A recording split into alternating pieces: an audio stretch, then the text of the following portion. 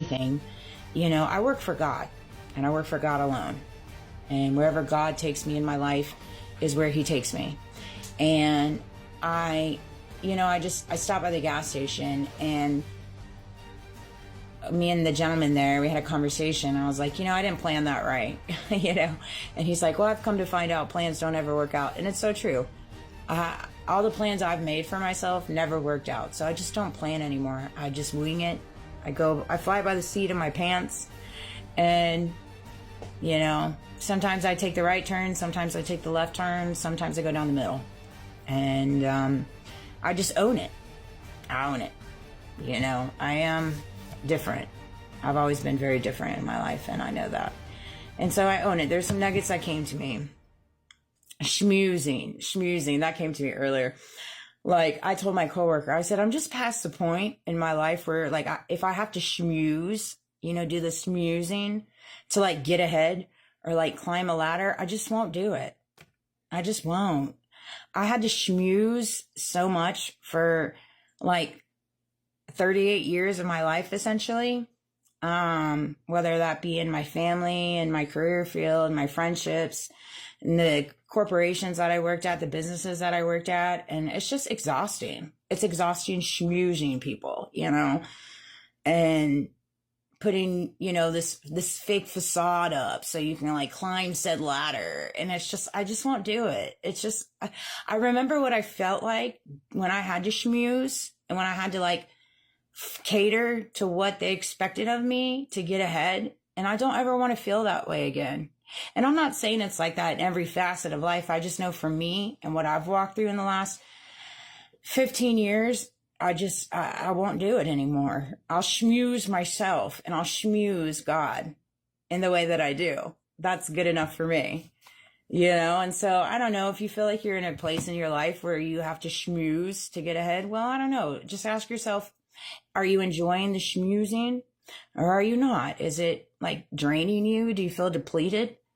And if it does, well, then maybe rethink your schmoozing and figure out why you're having to schmooze. Nobody should have to schmooze, I don't think. You can't break a heart that's been broken in a million pieces. It's literally impossible. I literally can't. That came to me earlier today.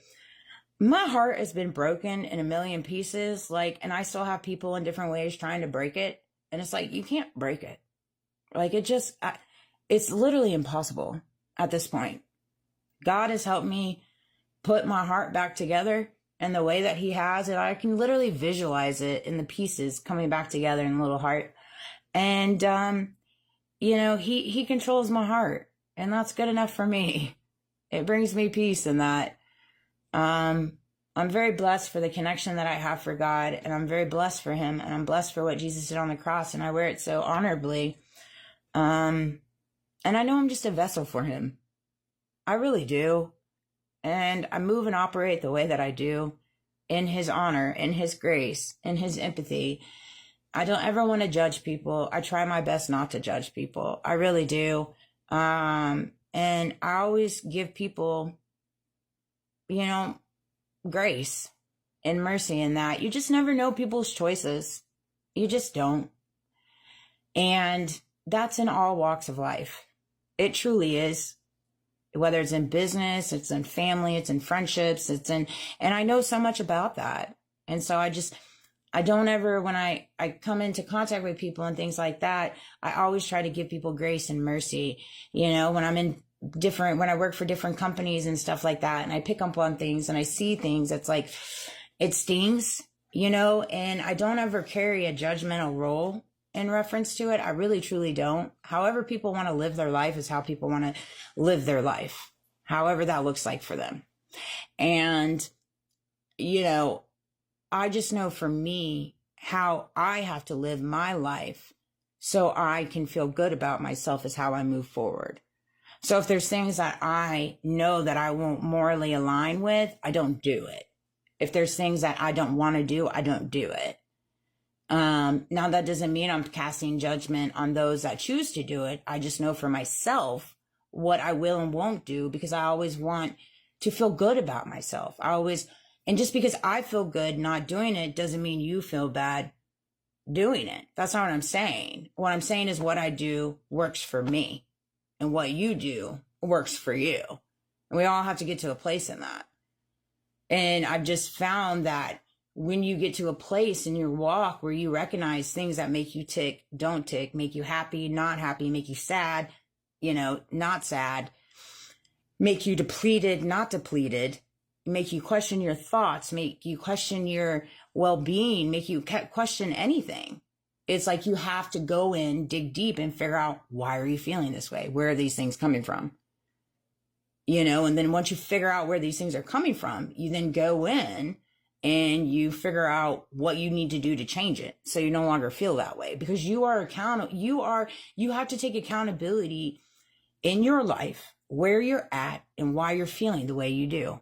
I had to do that too. And I went in and I dug deep. I dug deep. And I figured out these things by the grace of God. When entitlement is your identity, who are you? That is so true. When entitlement is your identity, who are you? That came to me this morning. We have a lot of people in this world that carry entitlement, right? And when you carry entitlement, who are you at that point? Because entitlement is not an identity, although a lot of people wear it as identity. And so these are things you have to ask yourself. Do you move in entitlement? Do you move in integrity? Do you move in morals? Do you move in values? Do you move in ethics? Do you move in faith? And those are things that I had to learn too. We all get on the basis of feeling entitled, but entitlement is not an identity. Who truly are you? You